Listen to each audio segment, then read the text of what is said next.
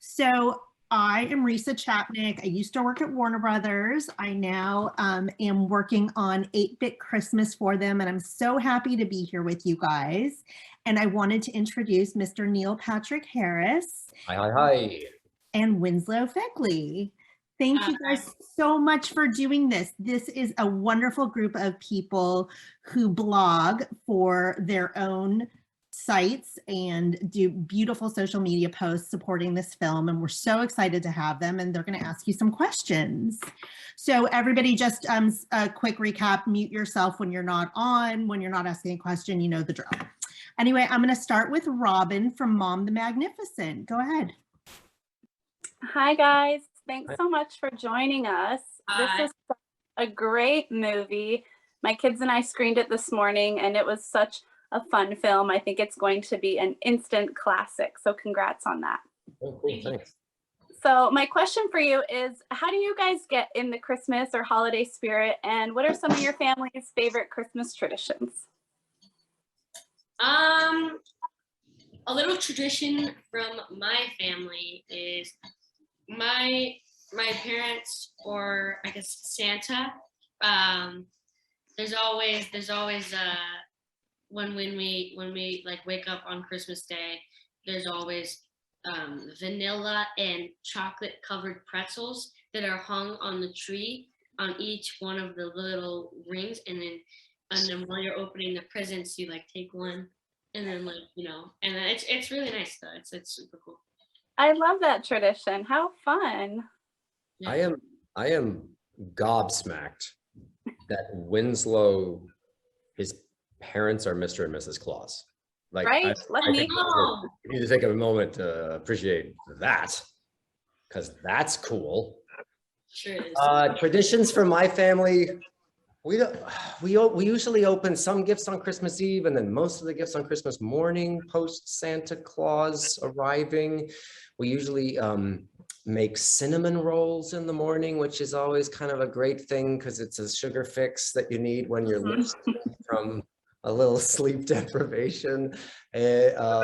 And then otherwise, my parents, our kids' grandparents, and my husband's parents, rather than all of us spending the holidays together because they have their own lives, they usually come in and stay with us for the 4 or 5 days, like the 19th, 20th, 21st, 22nd.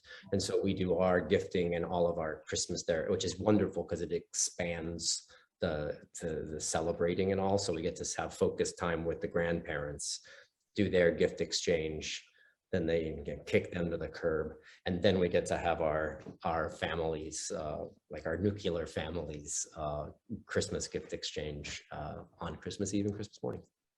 How special. You have a week-long Christmas for your kids. Yeah, we milk it for all it's worth, and by milk I mean eggnog. I love it. Well, thank you guys, and thank you for this wonderful movie. Cheers, thanks. Yeah. It's like Christmaka almost. You've got almost 8 nights of Christmas. There you go.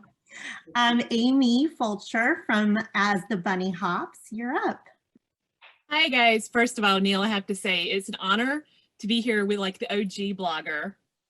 That is the OG blogger. Although I don't think the internet was happening back then even. So he was just blogging independently. So honored to talk to you, but Winslow, I've got a question. I loved watching the movie, getting all nostalgic for the late 80s. What was it like for you getting to experience that period of time since you weren't around for it the first time?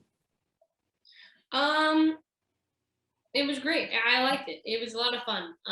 It was a lot of fun getting to see what that all was like, and just see, I don't know, how it all was and how it all works out. Desperate to grow a mullet. Well, yeah, I guess that was kind of a mullet. Yeah, I did have a little bit of a mullet. I really had to grow a mullet on Timmy Failure, which was another movie I had done, and I had a really long mullet for that one. He pegs his pants now. What? Exactly. But yeah, so it was a lot of fun just getting to see like how the whole thing works. And I mean, I knew about the NES, I knew about all that stuff. I mean, I don't really know how like really important that was. But you know, it was really cool learning about all of that and just getting to immerse myself into the role. That's awesome. Thank you so much. Yeah. Thank you. Mike Lee, your turn. Hi. This is for Neil, actually. I was just wondering how much of yourself you saw in your character, and does he display the same kind of storytelling styles as you do? Great question, and absolutely 100%. It was weird reading the script because it sounded exactly like the way I actually talk to my daughter. I always thought that I should talk to my children like they're people and not like baby people. That was a weird thing for me. I just haven't, when I grew up, I didn't like when people talked to me like I was just didn't understand how sentences worked. And so I never did that. And now that they're 11, chaos. They know too much. It's exhausting. But I recognized that in the script, older Jake Winslow's talking to his daughter in very normal terms, like a regular person. And I loved that. And his sense of humor is very similar to my vocal cadence. So it was super easy to hop into that. Thank you. Welcome. I love that. Monica Young. Good morning. Thank you for being here with us. My question is for Neil. The message of the movie is kind of about the holidays or Christmas is more about being present than getting presents. If you could get anything for the holidays, what would you get? What would you ask for? Given the setup for your question, that's a funny question. Since the movie's about being with your family, what gift do you want? What do I want more than anything right now? A long nap, a pill that makes a 2-hour nap an 8-hour experience, an 8th day of the week, or I've always wanted a tarantula. That seems cool. Thank you so much. No tarantulas. Arachnophobia here. That's a hard no for me. Here's the thing about tarantulas, and I'm not going to go on a long diatribe about it, but they don't bite. They're like, actually tarantulas, the sad spider, right? Because it's so scary looking. Yes. But they're sweet. They're like kind of sweet. So I think it would be fun to own one because you could get over the initial fear of having a tarantula, and then you have this sweet little fuzzy tarantula. All right, I'm going to let you have it, but that's Okay. a hard pass for me. Okay. Vina, Max is now officially sleeping, so you can ask a question. Ask a dirty question because he's out. Oh wait, Winslow's here. Never mind. No dirty questions. This question's for you, Neil. I'm actually just curious. I mean, we all grew up in the 80s and it was so nostalgic, this movie, like, you know, on the quest for the Nintendo. What was it like for you in the 80s, and were you on a personal quest for a Nintendo? Yeah, we were an in-television family. There was sort of the Atari versus in-television. And so we were team in-television, which was very hilariously strange because the controller, if you don't know, the in-television was like this long, and you had film strippy kind of things that you had to pull out and put in a new film strip for the football game that you would play on the same button pads. So I guess, but once the tech started in earnest, I, like everyone, wanted the new one. I wanted the new Wii. I wanted the new Xbox. I wanted like the new thing that was bright and shiny and technological. And truth be told, I would play each of those game systems like 6 times because they take a long time. Playing one of these games is no joke. You can't just play. Like, my favorite games now are, I guess because I'm an old man, are the ones that you can finish, you know, like The Room or something where you can play it and then be done with it. These open world games are amazing to watch, but I can't go down that rabbit hole. I feel you. I'm a Pac-Man girl. So I mean, like, people purposefully buy games based off of game time, which is like basically the average. It's the average that it takes to finish the game. So if it means people buy it for longer, meaning like if it says if there's like that means that, you know, out of one game you could get 50 hours of game time. That's why they buy it, because they buy it because it gives you 50 hours. That's exhausting. Like, why play Roblox? I have a problem with this. But wait, Winslow. I do not play Roblox. Here's my other question. My kids watch other people playing the games. What's that about? Well, that's just like, we have 3 hours. I don't know. It's cool to watch somebody playing your favorite game. I mean, I get it. You don't get it, but like, I don't know how to explain it to you. And then, I don't know. I know. I put you on the spot. Sorry. Tobin, why don't you ask a better question than I did? Oh man, what a lead up. Hey guys, I'm gonna ask this of both of you. I want Winslow to go first though, because we're parent bloggers. We will be asked this by our followers all the time during the holiday season. How old must my kid be before they get the cell phone that you wouldn't give your daughter in the movie? So how old for a cell phone, Winslow? Well, I got a cell phone when I was 10. Okay. And so I've had it for 2 years. But I use it to contact my parents. I use it to contact my friends when I need to talk to them. I use it to watch videos sometimes. And then, yeah, that's basically all I use it for. I mean, it's like... That's basically all you use it for. That's basically all I use it for. I mean, well, yeah. I mean, and I use it for like GPS and stuff, but yeah, I think it's a good thing because like, well, even if okay, so if you really, you can't even answer that question. You can't answer. I think it's a good thing because. Well, I said because. Well, even if you have really a problem with it, you can set parental controls on your thing, which is like, whatever. Not gonna get into that. That's a controversial topic. But like, yes. I mean, I use it to contact my friends because like while I'm away doing something like this, I want to talk to them.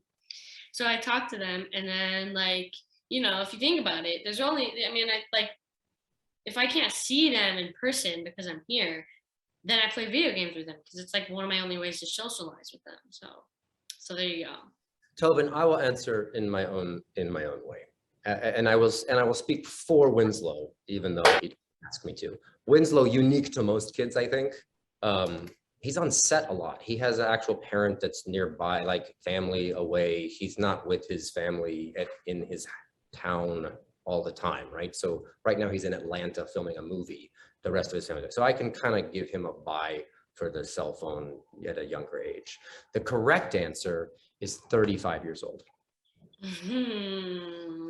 And I don't think that will ever happen. My kids are just now 11 and they don't understand why they can't have phones. And I'm running out of excuses because I don't quite know why they can't have a phone either, because they should be able to communicate with me. They have iPads, they can text with their friends. They're looking at YouTube videos of hacks of how to bypass, like they're far savvier than they need to be. And I don't know how to stop it. So I don't know the answer to this. Someone will make $1 bajillion, which Winslow is an actual figure. If they can make a cell phone in 2022-3 that is for kids. Why is no one doing this? The Apple phone, the iPhone, really? That's what it is. You were laughing at that. Parental controls are. That's literally what they are. Oh, and then you hack the phone and then you change. You can customize an Apple phone and make it. Don't even start. All right, I feel like we might need to table this, but I do like what you're saying. Wait, I need to know what Tobin's answer is to this. Oh, right, of course. My rule so far is middle school. So for us, that's 6th grade. That's a good thing. That's good. That's 11. That's 11. That's wait, 6th grade is not 11. 6th grade is 13. 11, 12. 11, 12. 11, 12. I am 7th grade. I'm 12, 13.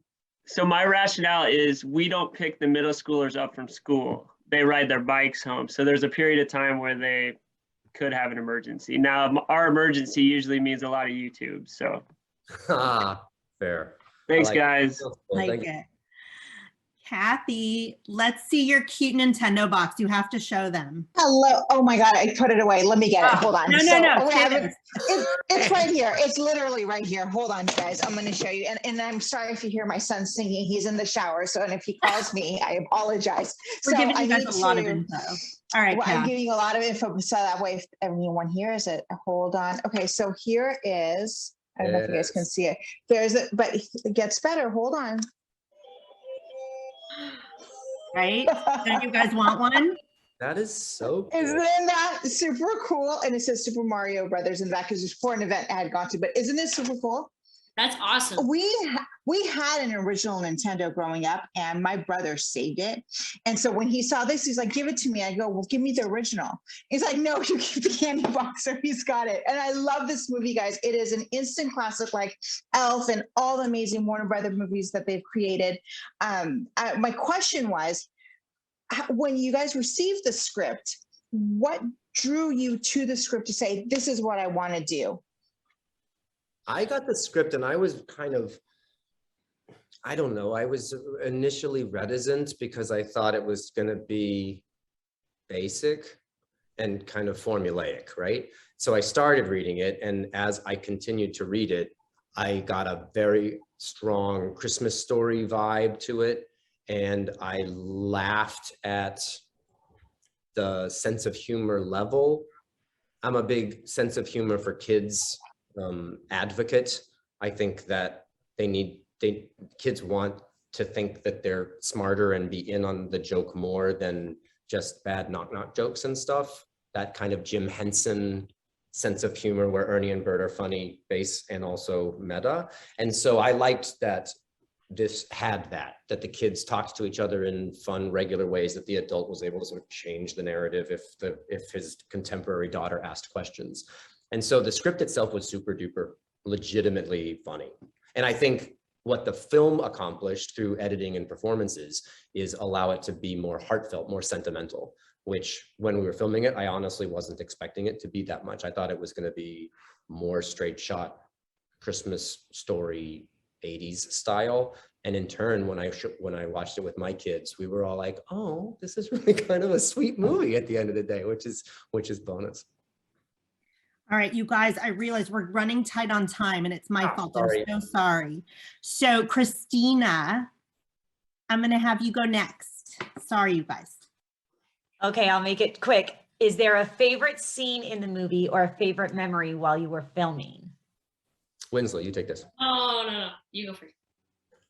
Well, I only filmed for 3 days on the movie, so you fine. have a lot more fun. You have a lot less to choose from. You can go first. Favorite scene in the movie. I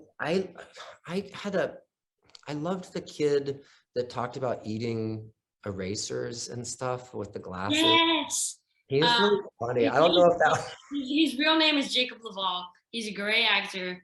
All his stuff made me laugh.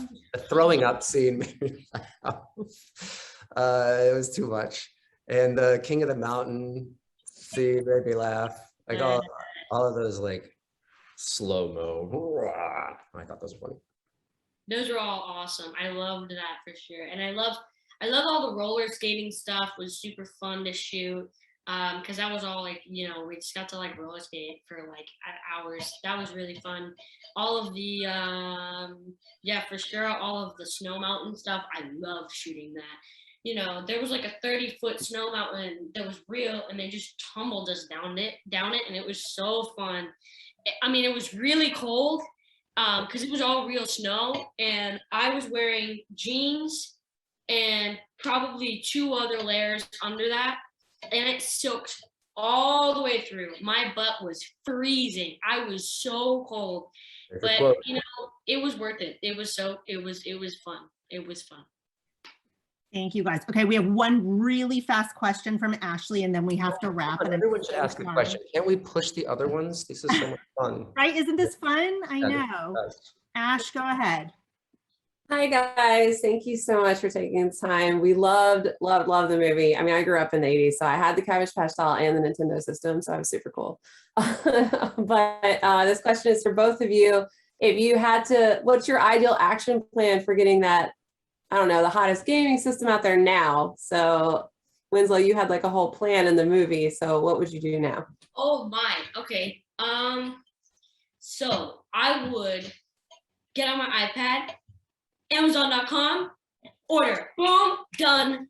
No, but see, it sells